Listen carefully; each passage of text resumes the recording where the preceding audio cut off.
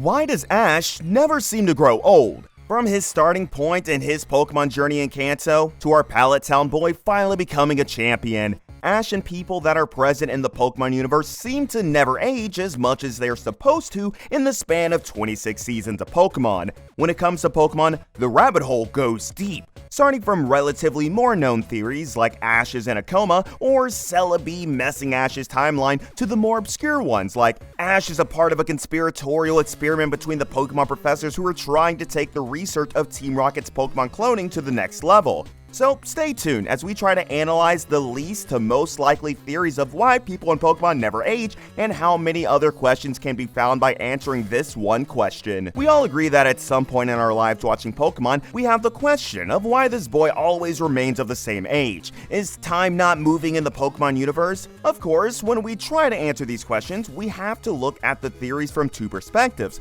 The first being, is it just Ash that never seems to age, or is it the entire Pokemon world? We know that time passes in a constant manner, because Ash regularly meets his past companions like Brock, Misty, Iris, and Serena. All of them met Ash as if a good amount of time has passed, and for the record, the theory that suggests that all of this is happening in the span of 1 year is something that is not considered in this video because it can be simply thrown out the window when we see that Ash and Pikachu are celebrating their 1 year of meeting for the first time in Pikachu and Pichu mini movie. So don't come at me for saying, oh, but if you consider the theory saying all of this is happening in the span of 1 year, it could all make sense easily. No, easy is boring, and truth be told, less fun than talking about how a 10-year-old is in a coma. So let's get into the theories, shall we? Coming in at number 1, Ash is just plain dead. This theory suggests that Ash died in the Tower of Terror and is now just a specter either possessing Ash's body or spending a perpetual afterlife of Ash's unfulfilled dream of becoming the very best.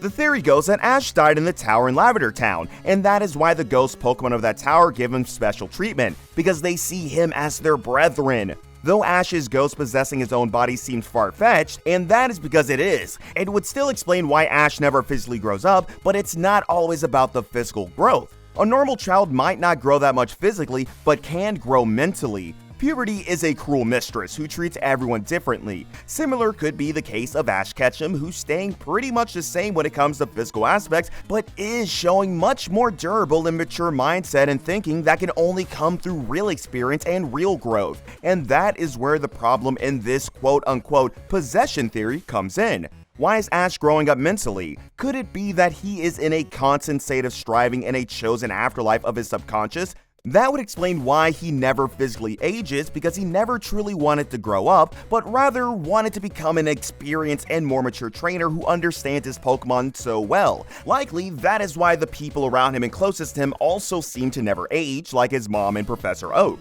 I know what you're thinking, this got off to a dark start. I assure you, this is the tip of the dark iceberg.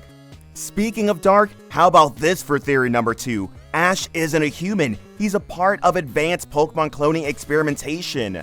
Now we're getting into the good stuff. So this theory suggests that the Ash we see in the anime is not the real Ash. No, but a Ditto who's transformed into Ash and is sent out on the field to be studied by the Pokemon professors all around the world as to know how cloned humans from Pokemon would actually work in Pokemon World. Much similar to if scientists of the real world achieved human AI cloning. They would like to know how that clone would react with the rest of the world. The theory goes like this. Ash Ketchum is a real boy who dies at the age of 10 years, and by using the technology to clone Pokemon, professors around the world add memories to this clone Ash Ketchum, so it keeps on believing that it is the real Ash Ketchum. In retrospect, this theory solves the whole first season of Pokemon, which had so many questions like, 1. Why does Ash's mother seem fine with her 10-year-old going on such drastic distances like whole different regions? Is it because she has an unlimited supply of Ash Ketchums in the form of Dittos and Professor Oak's support and getting those Dittos to clone and carry on the memory of Ash? 2. Why Ash can understand Pikachu so well? It's quite evident in the anime that Pokemon understand each other very well, and Ash seems to not only understand Pikachu in an owner understands his pet way, no, but actually talking to him throughout the anime. This is only possible if Ash has the same Pokemon talking skill that all the other Pokemon possess. The theory also goes into why initially Pikachu does not trust Ash, because it belonged to the real Ash Ketchum and after his death was taken by his father and given to Ash's mom for safekeeping. but Professor Oak realized that out in the real world, who is the best option but Pikachu of real Ash Ketchum to protect the clone of Ash Ketchum? 3. Why is Giovanni so obsessed with catching one Pikachu? This is because Giovanni is the father of the real Ash Ketchum and wants his son's Pikachu back. Giovanni was involved in Pokemon cloning and realized that his cloning experimentation had made the memory of his son more experimentation of others, which broke him and he left Ash's mom who supported this. 4. Why Gary doesn't like Ash even when they're childhood friends. This is because Gary knows that this is not really his friend, but a complex imitation of him who tries to achieve and do what his real friend wanted to do. This also explains why he's so competitive, because he can't let a clone achieve what his friend wanted to achieve, and tries to keep proving that clone Ash can never be able to stand up to the real thing. 5. Why there are so many Nurse Joys in Officer Jenny. These Nurse Joys and Officer Jennies are the first successful attempts at cloning humans, who have simple roles and show the practical application of this experimentation. These clones have basic personalities and serve throughout the world, which needs a high number of Pokemon nurses and officers. Notice how a lot of these involve Ash dying, and to say this is a children-centric franchise, well, maybe we can get to the lighter stuff that does not involve death. Oh, I know, let's look at this theory that suggests Ash is not dead, but in a long coma living in his dream. This theory is a prevalent one along the Ho-Oh eternal happiness theory. The theory suggests that Ash actually went into a coma after the Spearow attack in Season 1, where he gets a small glimpse of Ho-Oh before going into a deep sleep. This moment locks him into a state of eternal happiness, but in a twisted, our boy Ash is certainly living his dream life of exploring and trying to become the very best, but is living this dream life literally in a dream.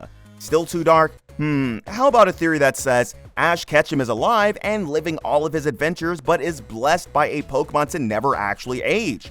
So, you remember Mewtwo, right? One of the strongest psychic Pokemon in existence who's a result of Team Rocket's experimentation? Yep, that Mewtwo froze Ash in time, turning him to a rock. But wait, there is so much more. Mewtwo surely turned Ash in stone, essentially killing him, but when it realized the error of its way, Mewtwo brought Ash back, but in the process, froze him in his current age. This theory also explains why people around Ash seem to age normally, but Ash remains the same.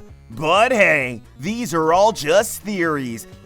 Sorry, wrong channel. We can't surely say if Ash is dreaming all of this or not, but we can definitely say that having that Ash Ketchum exploring the world life is a dream of every Pokemon fan out there. Hey, maybe that is what Ash is all about. He doesn't age because Ash is needed for the fans to stay connected to the anime world, but that's a topic for another day.